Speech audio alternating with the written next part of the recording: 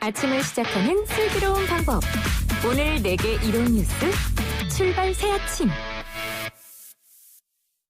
네, YTN 라디오 출발 새 아침 3부 문을 열면서 안내 말씀드립니다. 이제 YTN 라디오 출발 새 아침을 프리미엄 콘텐츠 OTT인 웨이브로도 들으실 수 있습니다. 웨이브 쓰시는 분들은 언제 어디서든 편하게 YTN 라디오 찾아주시길 바랍니다. 먼저 경제 박 뉴스 만나보겠습니다. 알면 대박, 모르면 쪽박. 경제 박 뉴스. 네, 복잡하고 어려운 경제 이야기를 쉽고 재미있게 풀어드리는 시간입니다. 알면 대박, 모르면 쪽박, 경제 박 뉴스 참 좋은 경제연구소 이인철 소장 만나보겠습니다. 안녕하십니까? 예, 안녕하세요. 네, 장마가 참 깁니다. 이것 때문에 농산물 출하에 차질이 생길 수밖에 없죠. 당연히 채소 가격 좀 높아지겠네요. 그렇습니다. 이 기록적인 집중호우로 장바구니 물가가 뛰고 있습니다. 네. 한국농수산식품유통공사 농산물 유통 정보를 보면 지난 6일 기준 청상추, 양배추, 배추 등 대표적인 잎채소 도매 가격이 1개월 전보다 적게는 60%, 많게는 100% 넘게 올랐습니다. 예. 도매 가격 상승의 영향으로 대형마트의 이 채소류 가격 역시 지난달 말부터 오름세를 타고 있는데요. 대형마트에서 이제 배추 한 포기 가격은 6일 기준 3,980원입니다. 2주 전에 비해서 21%가 오른 수치입니다. 주말을 기해서 전국적으로 기록적인 폭우가 쏟아졌습니다. 도매가 상승은 계속될 것으로 보이고요. 대형마트들은 이제 산지를 확대하는 방법으로 가격을 방어해 왔는데, 예. 이 전국 곳곳의 경작지가 침수돼서 출하량이 줄고 있습니다. 소매 가격의 추가 인상은 불가피해 보이는데요. 정부는 따라서 긴 장마에 따른 채소류 등 농산물 가격 상승에 대응하기 위해서 비축 물량을 출하하는 등 수급 안정 조치를 취하기로 했습니다만, 문제는 이제 장마 이후에 태풍, 폭염과 같은 이 기상 여건 변화에 따라서 다시 한번 가격이 크게 요동칠 수 있어서 농사 짓는 분들뿐만이 아니라 이 주부님들 장바구니 물가도 걱정입니다. 예. 정부가 주택 임대사업자 세제 혜택을 대폭 축소하는 법안을 통과시켰는데 이것 때문에 임대사업자들 반발이 컸죠. 결국 정부가 보완책을 좀 내놨다고요? 그렇습니다. 정부가 임대사업자에 대한 세제 보완책에도 불구하고 여전히 논란이 끊이질 않고 있습니다. 국세청은 최근 부부가 공동 명의로 취득한 주택 한 채로 주택 임대사업자 등록을 했을 경우 장기 보유 특별공제 70%를 양도세 특례를 적용받을 수 없다라는 유권 해석을 내놓았습니다. 부부 공동 명의로 임대주택 한 채를 등록한 경우에는 부부 각자 0.5채를 가진 것으로 기준에 미달한다라는 건데요. 따라서 양도소득세 특례를 혜택을 받을 수 없다라는 게 핵심입니다. 이처럼 논란이 확산되니까 주무부서인 기획재정부는 해당 법령의 해석을 재검토 중이다라고 밝혔는데요. 아울러 이제 임대사업자가 10년 임대 유지 시 양도세를 100% 감면해주겠다고 약속했던 혜택도 경과 규정 없이 아예 폐지해버린 점도 논란입니다. 이처럼 이제 대책 발표 이후에 점점 수정 보완하는 횟수가 잦아지면서 부동산 정책에 대한 신뢰도에도 이 부정적 영향을 미치고 있습니다. 네. 다음 소식이 아시아나항공 인수와 관련한 대면 협상을 거부해온 HDC 현대산업개발이 이 매각 주체인 금호산업과 대면 협상 나서겠다 밝히면서 다시 그 인수합병 불씨가 살아나는 분위기네요.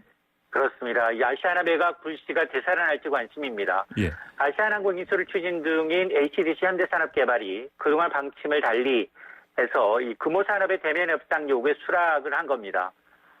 현대산업개발은 금호산업이 인수협상 재점검의 당위성, 필요성을 인정하는 것을 전제로 지금부터라도 인수인과 매도인이 서로 만나서 이에 대한 협의를 조속히 진행하자고 입장문을 밝혔는데요.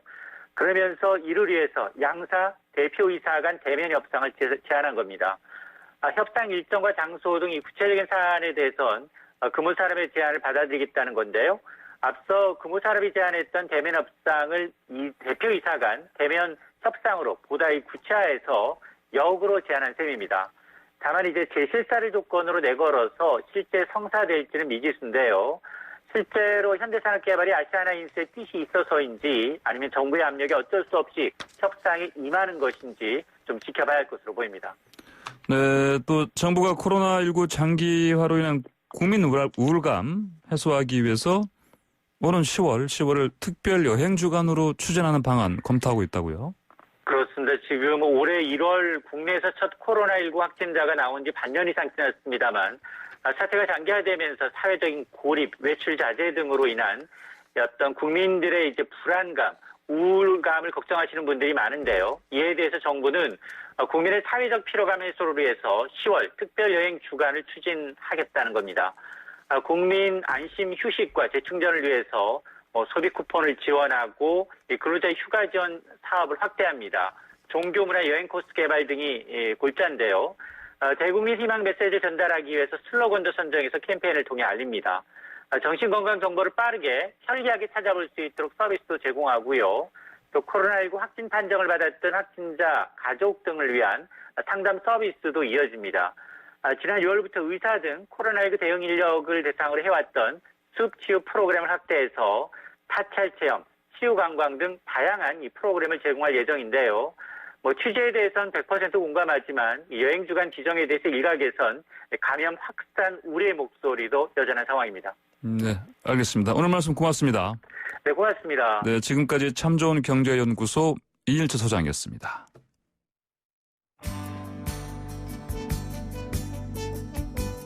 출발 새 아침은 청취자 여러분들과 함께 만들어갑니다. 짧은 문자 50원, 긴 문자 100원의 유료 문자 샵 0945, 우물정 0945로 문자 보내주시거나 유튜브 보이는 라디오 댓글창, YTN 라디오 어플리케이션 예스를 통해 여러분의 목소리를 들려주세요. FM 94.5MHz YTN 라디오 출발 새 아침, 잠시 후 계속됩니다.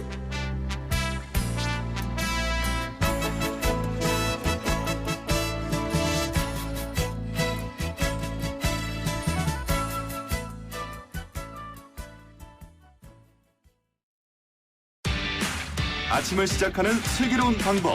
오늘 내게 이로운 뉴스. 출발 새 아침 슬기로운 인터뷰.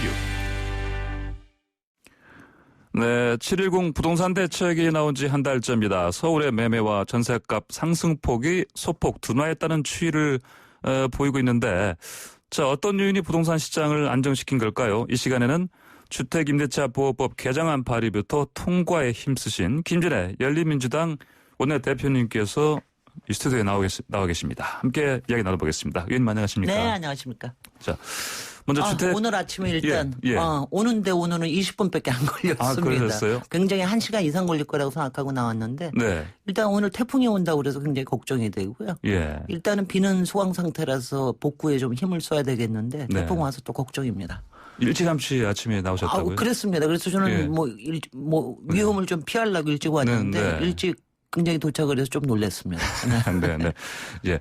자, 주택 임대차 보호법 통과되고 네. 매매와 전세 상승세가 방금 말씀드린 대로 소폭 둔화됐는데 이 현상 좀 계속 될 것 같습니까? 어떻게 보십니까? 아니 일단은 지금 굉장히 이제 조정 상태가 될 거예요. 예. 일단은 이제 주택 임대차 보호법은 전월세에 관련된 거기 때문에 그 네. 부분에서 저는 약간의 이게 안착될 때까지는 약간의 혼선이 있을 거라고 생각을 합니다. 예. 지금 이제 매매에 대해서 7월 달부터 소강 상태인 거는 이제 종합부동산세 올리는 거, 예. 그다음에 취득세 양도세도 단타 투기성 매매에 대해서는 올리는 거로 하지 않았습니까? 그런 게 예. 입법 예고가 됐었기 때문에 그 부분에 대해서 지금 이제 굉장히 조심하고 계실 겁니다. 지금 예. 어떻게 하는 게 가장 그 당사자들한테 유리할 수 있을지 예. 또 이런 부분들에 대해서 아마 지금 이제 조정 국면으로 들어갈 건데 네. 이게 저는 한 3, 4개월은 걸릴 거라고 생각을 합니다. 예. 단지 이제 이번에 임대차 보호법 같은 경우에는 89년에 1년에서 2년으로 이렇게 네. 늘렸을 때는 예.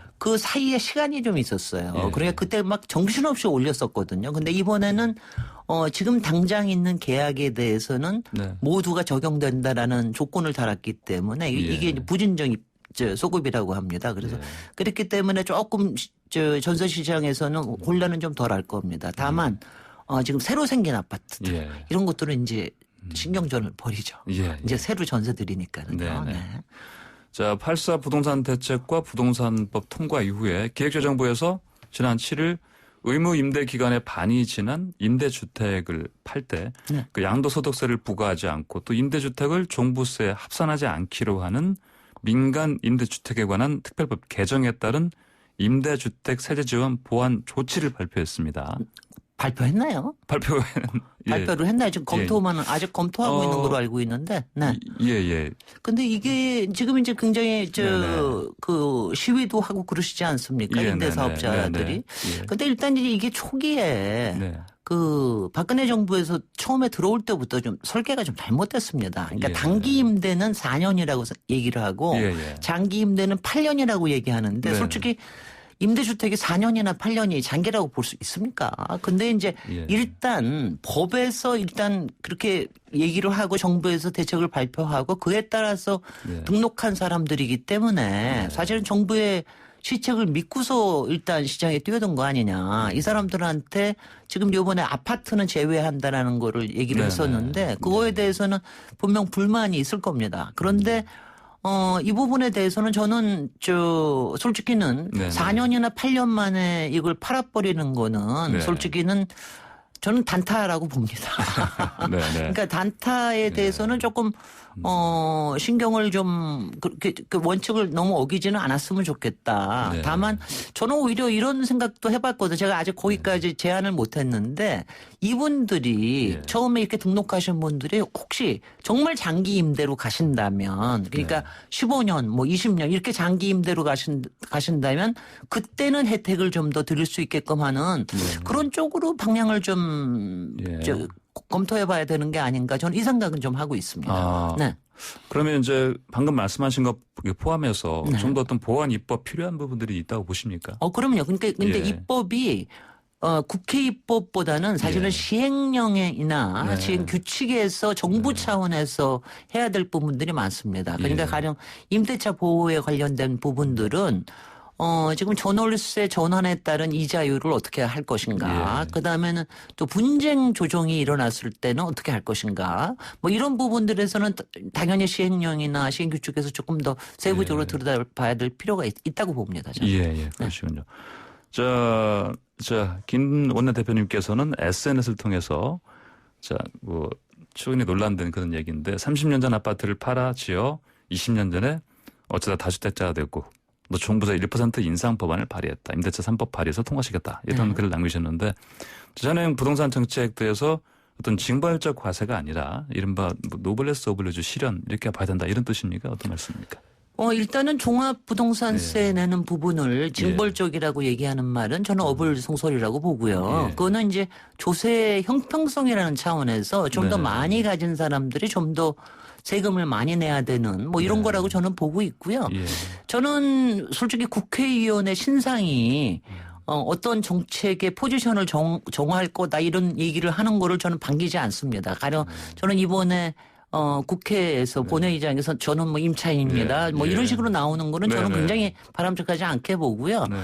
다만 제가 다주택자라는 거는 이미 다 알려져 있는 사안이라서 여러 논란을 일부러 만들었기 때문에 제가 그냥 확실하게 밝혀드린 것 뿐입니다. 그러니까 저는 제가 다주택자라고 해서 저는 지금 다세대 주택에 살고 있는데요. 30년 전에 집을 지었고 20년 전에 시부모님이 살고 계셔서 할 수 없이 제가 인수를 했습니다. 그래서 뭐 그렇게 다주택자가 됐는데 왜냐하면 우리나라에서는 1가구 1주택자에 대한 여러 가지 혜택이 훨씬 더 많습니다.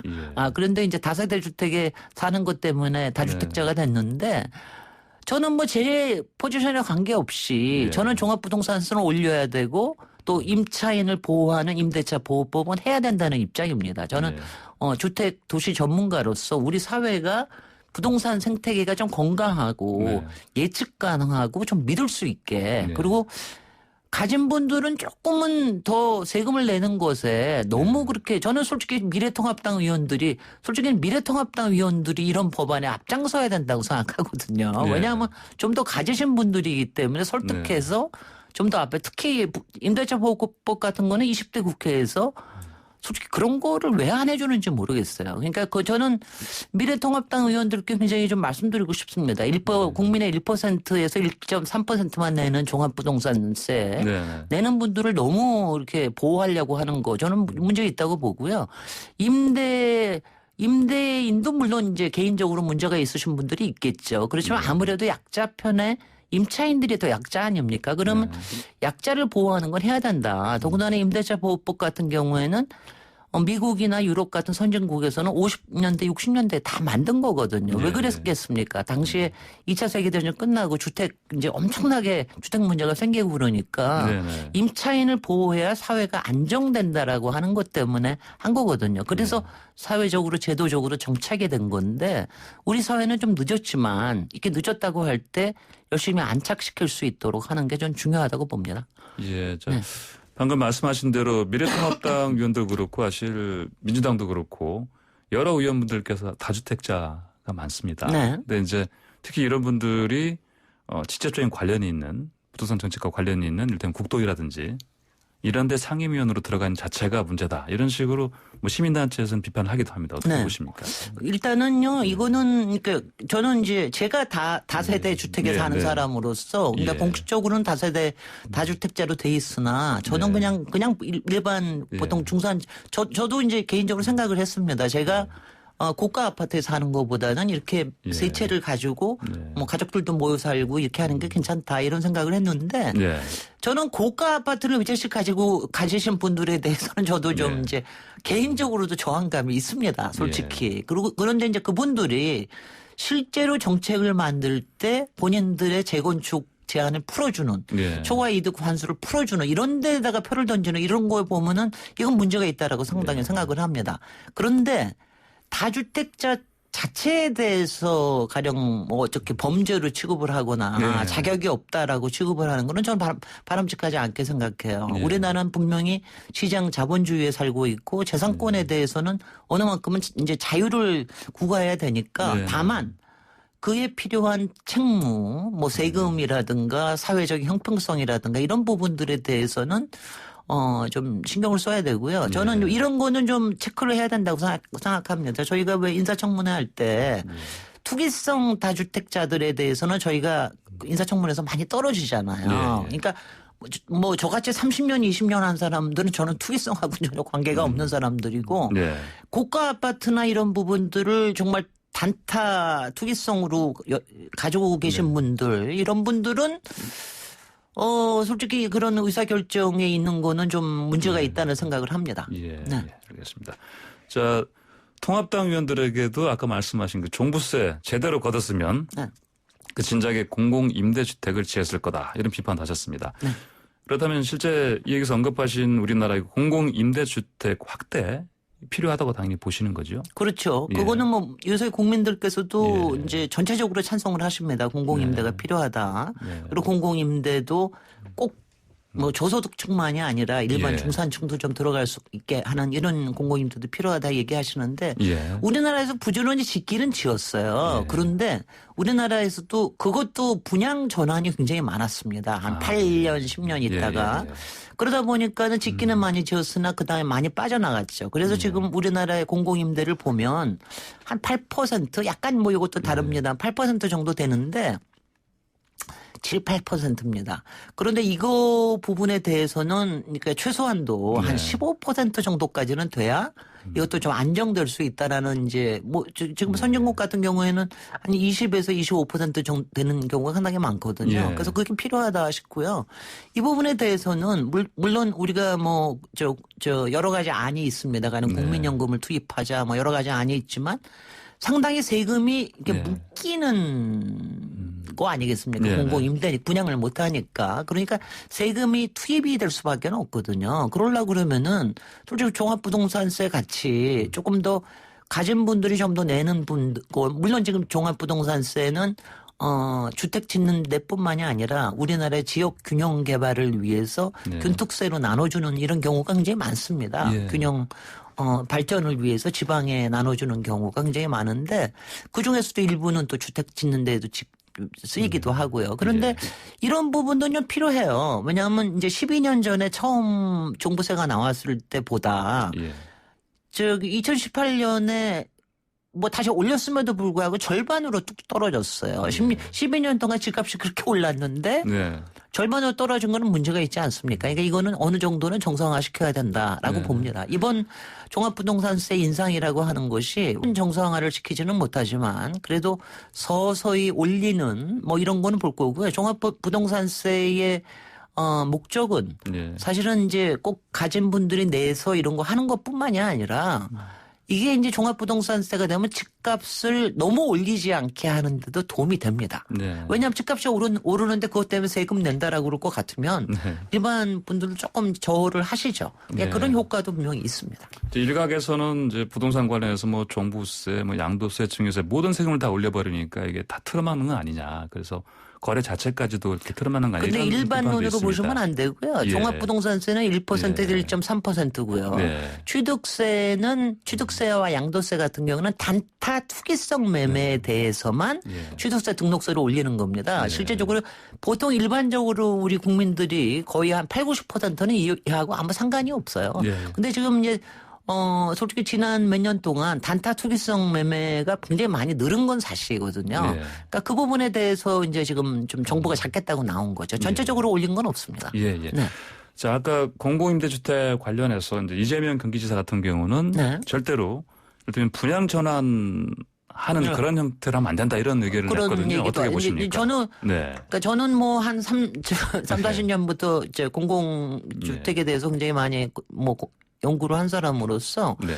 저희 임대주택이 맨 처음에 들어온 거는 사실은 노태우 정부 시절에 영구 임대주택이라는 거로 먼저 예, 들어왔어요. 예.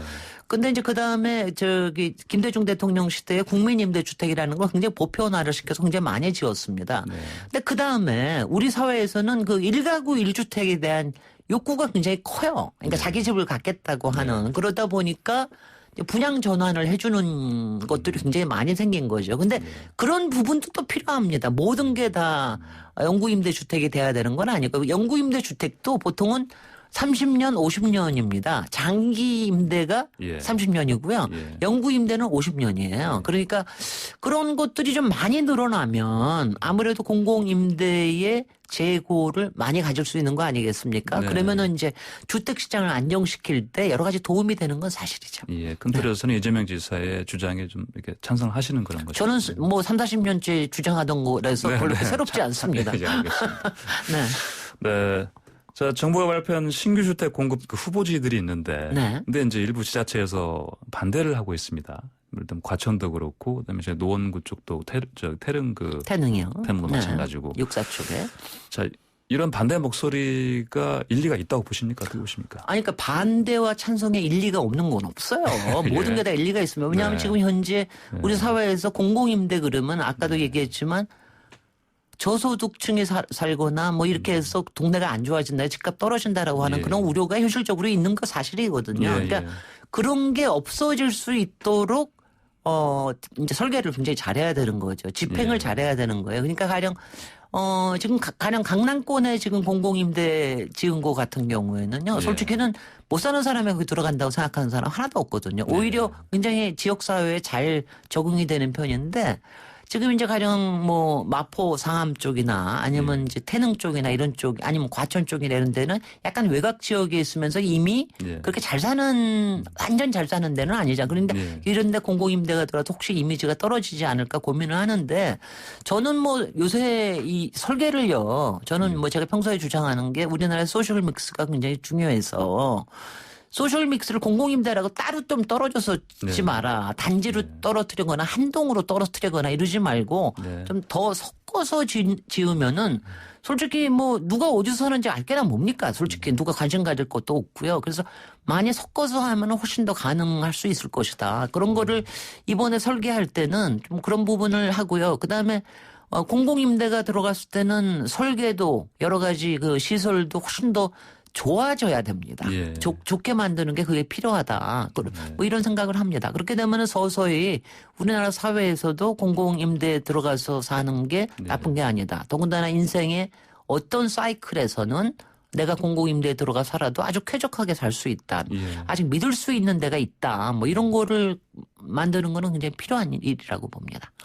예, 그 정부에서 고밀도 공공 재건축 통해서 50층을 상향시키는 이 방안을 발표했을 때 바로 그 서울시가 또 반대한다는 입장을 내기도 했었고 네. 물론 접었지만은 사실 이럴 정도로 이 부분 관련해서 사업성이 있냐 뭐 그리고 이제 실제로 이 관련해서 조합원들이 반대한다 뭐 이런 사실은 반응이 나오고 있고요.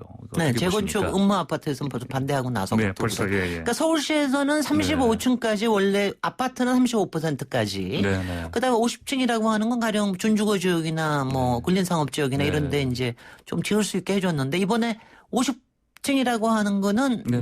최고 높이입니다. 예. 그걸 이제 다 50층으로 이제 잘라서 지으면 안 되고요. 네. 그 최고 높이에서 조금 더 여유를 두겠다라고 하는 거고 그럴 경우에 용적률도 조금 더 상향 조정하게 해주겠다라고 하는 건데 예. 이거는 분명히 맞습니다. 공공성을 확보한 부분이 예. 필요하기 때문에 이 부분에 대해서는 다 선택이 다를 거예요. 가령 음모 아파트에서는 재건축 조합에서 만약 반대를 한다 그러면 기존의 율대로 오히려 좀 더 쾌적하게 네. 뭐 살고 싶다 자기네들은 뭐 분양분이 이렇게 많지 않아도 좋다 이런 조합에서는 반대할 수도 있고요.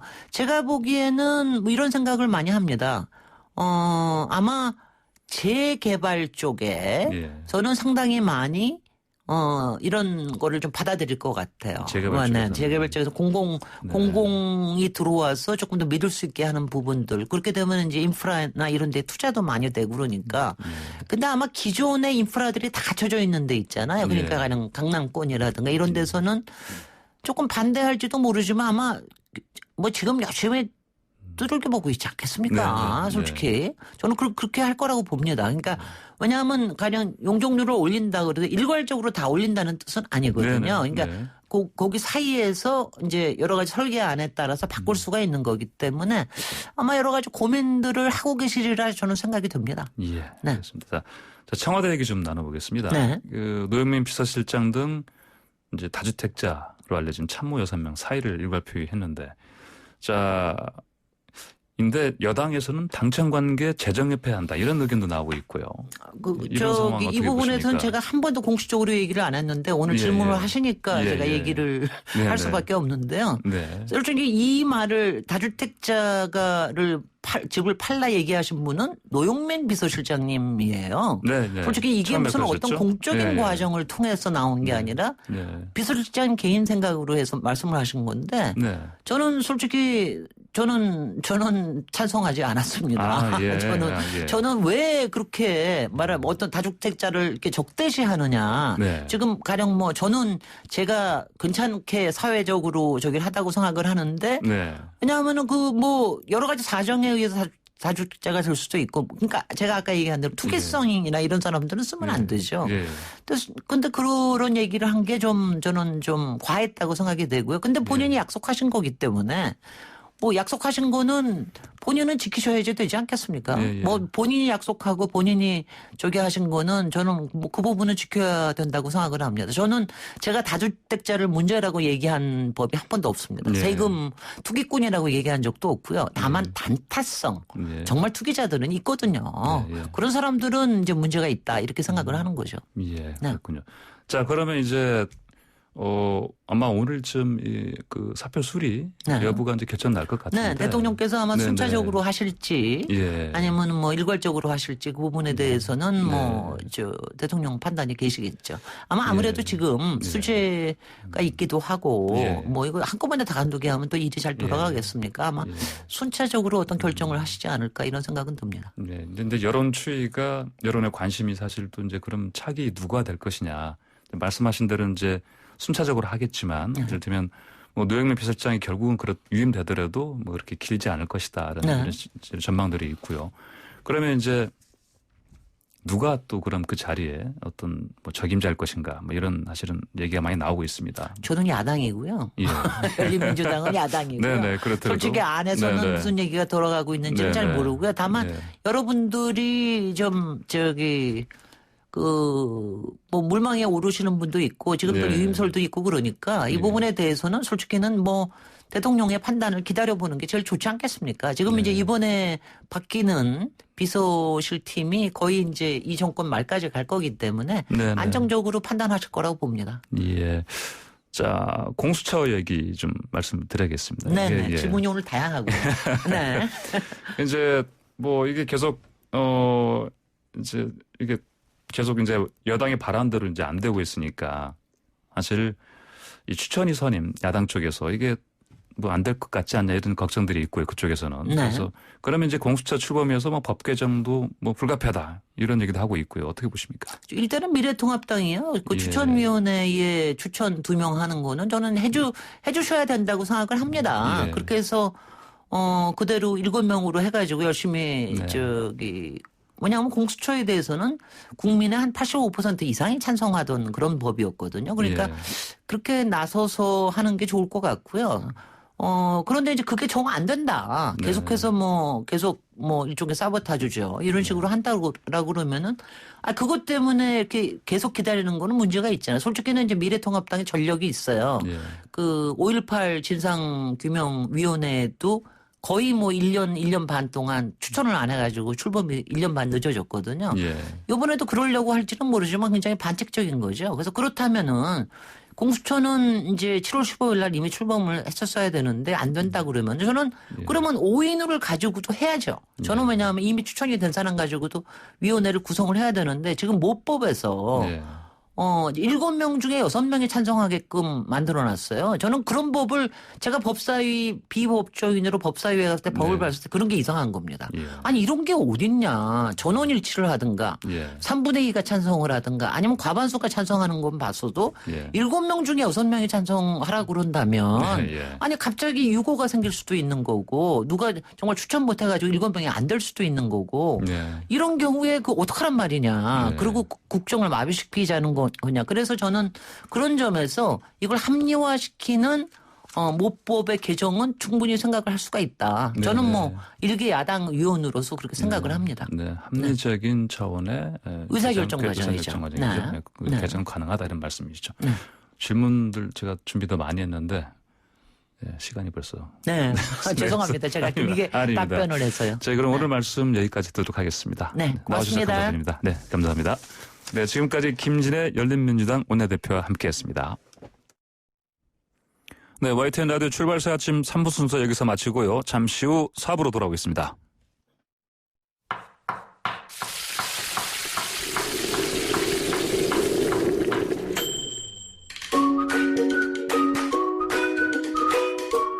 뉴스 탐구 생활. 맛있는 음식. 네, 한 주를 시작하는 월요일에 알아보는 음식 이야기입니다. 이번 주에 꼭 한번 먹고 싶은 그리고 먹어야 할 음식 가이드가 되어드립니다.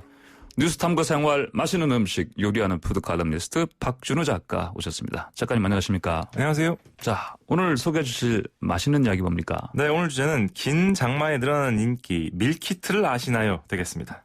밀키트요. 이게 네. 뭐 우리 쌀 보리 밀할 때 밀 아니고 그렇죠. 영어에 있는 밀이죠. 영어의 밀. 예, 예. 그 M-E-A-L. 예. 식사 얘기하는 제 괜한 소리 밀키트입니다. 됐습니다. 아닙니다. 아침에 여기 시작하는 것도 네, 괜찮은 네. 것 같습니다. 예. 밀키트. 네. 들어보셨죠? 요즘에 꽤 이슈가 되고 있는 것 같습니다. 들어봤습니다. 예. 들어봤는데. 네. 예, 그래서 밀키트 말씀을 드리자면은 네. 요즘에 집에 있는 시간이 많이 늘어나잖아요. 그렇죠. 비도 네. 많이 오고 뭐 코로나19도 그렇고. 그래서 네. 이제 배달 어플도 잘 된다라는 기사 많이 네, 보였을 네. 텐데 그와 함께 이제 밀키트도 상승세에 있다고 합니다. 간단하게 설명을 드리자면 밀은 아까 얘기했던 것처럼 식사를 뜻하는 거고요. 예. 키트는 조립을 위해서 부품들을 모아놓은 것을 키트라고 하잖아요. 네. 그러니까 식사용 키트. 그러니까 아. 식사를 만들기 위해서 필요한 재료들과 조리법을 예. 함께 포함해서 배송 또는 이제 구입할 수 있는 서비스를 얘기합니다. 그러니까 꼭 옛날에 보면 조립식 로봇 같이 이렇게 그렇죠. 이제 예. 설명서와 부품 형식으로 이렇게 맞습니다. 준비를 해놓고 이제 간단히 조립해서 먹는. 네네네 조립해서 맞습니다. 이렇게. 맞습니다. 예. 예전에 학교 다닐 때 보면은 이제 예, 과학 예. 시간에 어떤 이제 조립용 키트를 이제 네네. 구매를 해서 수업을 진행하기도 했었잖아요. 이제 그런 예. 개념이라고 보시면 되는 건데 네. 밀키트 이야기와 함께 항상 나오는 것이 저 이것 외우는데 꽤 걸렸어요. HMR 들어보셨습니까? 이게 식품업계에서는 많이 들려요. 그래서 미팅을 하다 보면은 전 이 몰라요. 단어를 예. 그러니까 종종 나오는데 이게 무슨 소리예요? 물었더니 예. 약자입니다. 예. 홈밀 리플레이스먼트. 그러니까 가정식을 대체하는 제품들을 이제 통틀어서 HMR이라고 얘기를 하는데요. 예. 요즘에는 가정 간편식이라고도 얘기를 하고 있습니다. 이제 그 분야에 속해 있는 또 한 가지 종류가 되겠습니다. 밀키트. 예. 밀키트 그러니까 우리 보통 집에서는 음식이라면 이제 마늘도 까야 되고 그렇죠. 파도 이렇게 씻어서 다듬어야 되고 그렇습니다. 이런 과정을 거치지 않고 그냥 바로 음식을 해 먹을 수 있는 걸 밀키트라고 보면 되겠네요. 맞습니다. 저희가 이제 일반적으로 장을 보러 갔을 때는 양파를 예. 산다. 예, 그리고 예. 이제 소고기를 산다. 예, 하잖아요. 그럼 집에 와서 양파를 세척을 한 다음에 껍질을 제거하고 네. 칼질을 해가지고 이제 소고기와 함께 볶거나 뭐 찌거나 할 텐데요. 예. 그런 세척이나 손질 과정들을 다 처리를 예. 해놓고 포장을 해가지고 집에서 정말 조리만 할 수 있게 준비한 것이라고 보시면 되겠습니다. 예. 이전에 어머니들이 고생해서 음식 준비하실 때 그 네. 고생하는 부분만 이렇게 제외를 그러니까 그냥 그렇죠. 네. 예, 이제 없애는 그 거네요. 그러니까. 부분의 네. 노동에 대해서 이미 예. 업체에서 진행을 해서 예. 정말 요리만 할 수 있게 준비해 준 겁니다. 그러면 뭐 이제 우리가 보통 이전까지는 그 배달 아예 음식 네. 배달해서 먹게 되는데 그것보다는 이거는 조금 더 음식 만드는 재미도 주면서 그렇죠. 음식을 예. 즐기시는 그런 걸로 보면 되겠습니까? 예. 집에서 흔히 좀 간편하게 식사를 즐기시는 경우가 이제 배달 음식 예. 아니면은 이제 지금 저희가 얘기했어 HMR 네. 뭐 예전에 식품이라고 하죠. 예, 네. 이제 조리 과정이 필요 없이 데우기만 해서 먹을 수 있는 음식들이 네네. 있었는데 이 밀키트 같은 경우에는 요리하는 재미를 예. 놓치지 않는 경우도 있고요. 그 다음에 예. 실제 사용하는 재료에 대한 믿음을 더 얻기 위해서 선호하시는 분들도 있습니다. 예, 하긴 우리가 뭐 중국집들은 좀 미안한 얘기지만 네. 특히 이제 가끔 불신하는 사람들은 어떤 중국집은 이를테면 그렇죠. 배달해온 이 음식을 글쎄 이 재료들이 겉으로 보면 괜찮지만 어쩌다 네네. 의심하는 사람도 과거에 좀 있었거든요. 예, 뭐 특정 분야뿐만이 아니라 이제 네, 남이 네, 해주는 네. 음식에 예, 대해서 이제 타인에 대한 신뢰를 네, 갖는 거라는 게 은근히 또 어려운 거기 때문에 예, 예. 그런 분들 같은 경우에는 예. 밀키트가 적당할 수 있겠습니다. 근데 이게 이제 뭐랄까 값이 근데 좀 이게 싸지 않다고 들었습니다. 아, 예, 이 가격 예. 같은 경우는 예. 생각보다 비쌉니다. 비싸군요. 네, 왜냐면은 우선은 네. 지금 저희가 얘기했었던 그 HMR 예. 레트로트 식품은 어느 정도 이제 고객층이 생긴 거에 비해서 밀키트는 지금 한창 상승하고 있는 분야이기 때문에 아, 그래요? 고정 고객이 많지 않습니다. 그러다 보니까 그와 함께 폐기율을 또 생각을 해야 되는 거고요. 아까 말씀드렸지만 이제 신선 예. 재료를 이용을 해가지고 이제 예, 서비스하는 품목이라고 보시면 되겠는데 신선 재료다 보니까 유통기한이 매우 짧거든요. 예. 근데 이제 그 고객층이 없다 보니까 폐기하는 것을 이제 업체 입장에서는 감안해서 가격을 측정할 수밖에 없는 것이겠죠. 예. 그렇기 때문에 생각보다 비싼 거는 분명히 있습니다. 아하. 자, 그러면 이게 실제로 이 밀키트 찾는 사람 많이 늘어나고 있습니까? 네. 지금 그 수치들이 굉장히 나오고 있는데요. 예. 우선 SSG닷컴 같은 경우에는 올해 1월부터 7월 밀키트 제품 매출이요. 예. 지난해 같은 기간보다 450% 늘어났다고 합니다. 어휴. 몇 배? 그럼 4배 이상 4.5배 늘어난 4.5배 거죠. 늘어난 예. 거죠? 예. 그리고 이제 HMR 상품군 중에 가장 높은 증가세를 보이고 있고요. 예. 그 지난해 그 450%라는 증가세도 그 전년 대비 다시 440% 매출 증가를 기록한 예. 수치라고 합니다. 예. 네, 그리고 이제 이마트 관련 자료도 있는데요. 지난달 1일부터 이달 6일까지 밀키트 매출이 82.7% 증가했다. 라는 게 있습니다. 지난달 1일이면 그러니까 7월 1일부터 그렇죠. 한 달 정도의 한달 기간인 정도, 건데 예, 두 달 한달 조금 안 되게 남짓인데? 증가했다고 예. 보시면 되겠어요. 겨우 한 달 남짓인데 이렇게 늘어났습니까? 네, 이게 아무래도 전 세계적인 추세이기도 합니다. 아까 얘기했었던 간편 시기지만은 동시에 신선 재료를 볼 수도 있고요.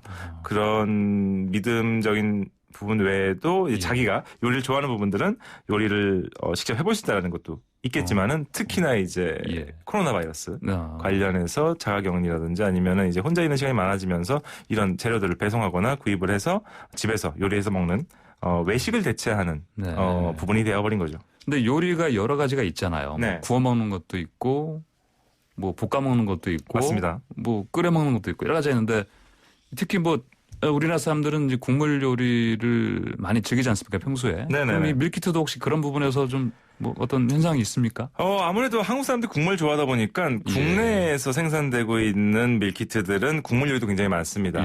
특히나 뭐 부대찌개 같은 것도 워낙 좋아하기 때문에 사람들이 이제 개인 취향에 따라서 많이 구입을 하고 있고요. 특히나 이제 밀푀유 나베라고 들어보셨을 거예요. 밀푀유 뭐 그러니까 얇은 소고기와 뭐 배추와 이렇게 이렇게 밀푀유라는 게 켜켜이 쌓은이라는 요리 용어인데요. 그런 일본에서부터 유행해서 한국에서도 꽤 인지도를 가지고 있는 그런 좀 집에서 하기 손이 많이 가는 메뉴 같은 경우에도 국내에서 굉장히 많은 매출을 올리고 있다고 합니다. 아하. 그리고 이게 이제 근데 이런 밀키트를 만들 때 네네. 이것도 여러 가지 이제 각 업체별로 어떤 경쟁 뭐랄까 이제 자기들이 경쟁에서 앞서가기 위한 그런 어떤 뭐랄까 자기들만의 강점들이 있을 것 같아요. 네네. 이를테면 뭐 그런 것들을 어떻게 해나갑니까? 이를테면 뭐 셰프랑 한다든지 뭐 그런 게 있어요. 네, 이게 아무래도 셰프. 이제 마케팅과 관련된 부분이 아닐까 싶은데요. 우선 소비자들이 가장 좋아하는 거는 본인의 취향에 맞는 식단 그리고 믿을 수 있는 식재료가 되겠습니다. 하지만 이제 그런 사람들에게 이목을 좀 집중시킬 수 있는 것이 저희가 한 5년 전부터 특정 맛집이나 특정 셰프들의 레시피에 관심을 갖는 사람들이 생겼잖아요. 그렇죠. 네, 그런 식당과 이제 요리사들과 협업을 해서 그 사람들, 그 가게의 레시피를 밀키트화하는 것들이 진행되고 있습니다. 상품 인종의 상품 홍보, 프로모션 그런 차원에서 이제 하는 것일 수 있겠네요. 그거는. 그러니까 예전 같은 경우에는 이제 사람 유명한 셰프의 얼굴을 모델로 사용하는 것이 유행이었다면 요즘에는 그 사람의 레시피를 당신이 직접 해볼 수 있습니다라는 어필이 많이 되고 있습니다. 그것도 재미는 있겠네요, 사실. 그렇죠. 맞습니다. 요리 좋아하는 사람들은 이 사람이 어떤 과정으로 이 요리를 만들었을까 궁금하기 때문에 그런 부분에서 사람들이 많이 구매를 하고 있다고 하네요. 실제로 사람들이 그렇잖아요. 음식을 못하는 사람들은 그냥 인터넷 들어가서 특히 백모 블로그 검색만 하면은 씨가 나오죠 계속. 그러니까 요즘은 우리나라 사람들의 입맛이 그분 때문에 획일화되는 거 아니냐.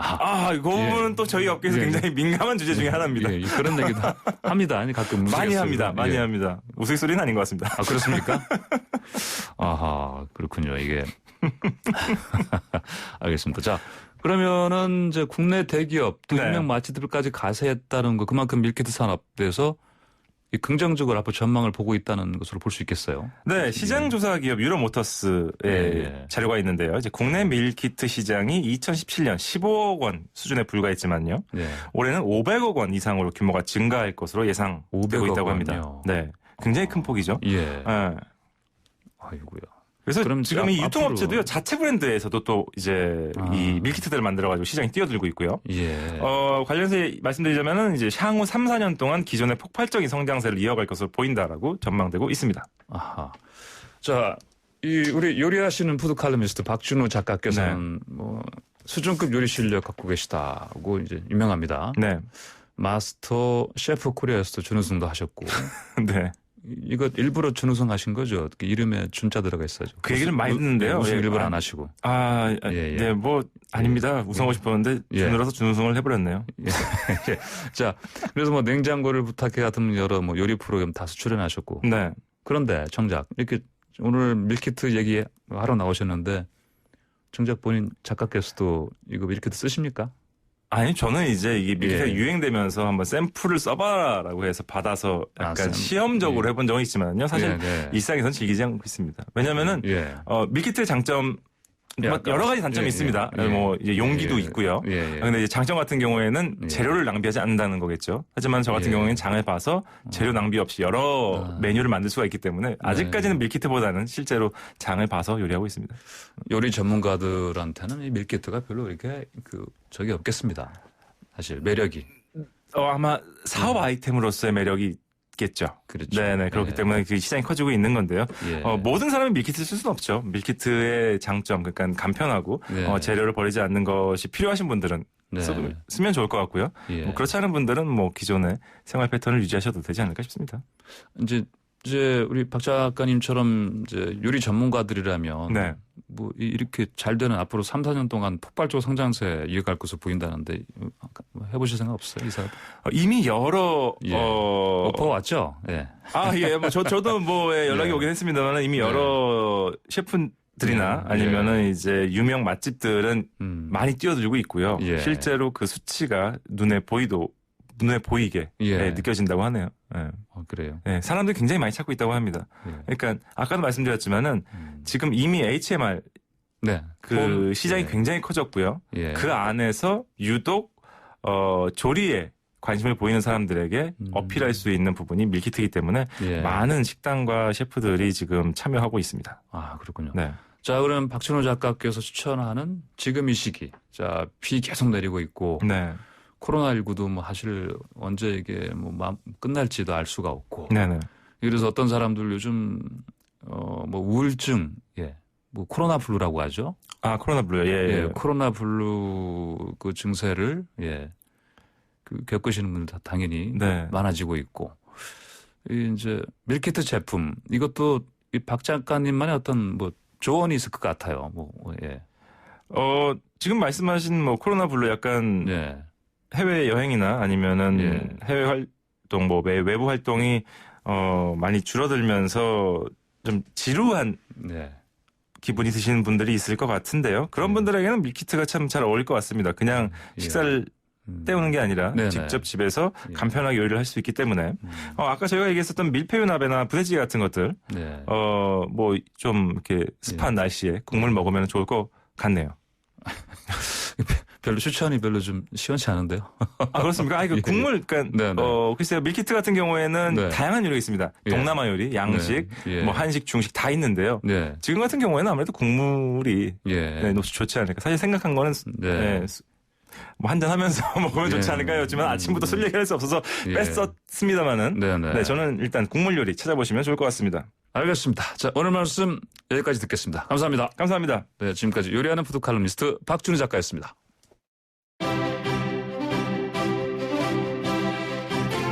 네, YTN 라디오 출발새 아침 저희가 준비한 소식은 여기까지입니다. 지금 5호 태풍 장마가 북상하면서 남해안에 비바람이 거세지고 있습니다. 제주는 태풍주의보가 내려졌고요. 비 피해가 컸던 영남 지방에 추가 피해가 우려되고 있습니다. 자, 집중호우 이후에 추가로 오는 태풍의 피해가 없도록 주의해 주시기 바랍니다. 이어지는 날씨 소식과 태풍 특보들까지 확인해 주시고요. 출발새 아침은 내일 아침 7시 정각에 변함없이 슬기로운 내용으로 찾아뵙겠습니다. 저는 황보선이었습니다. 감사합니다.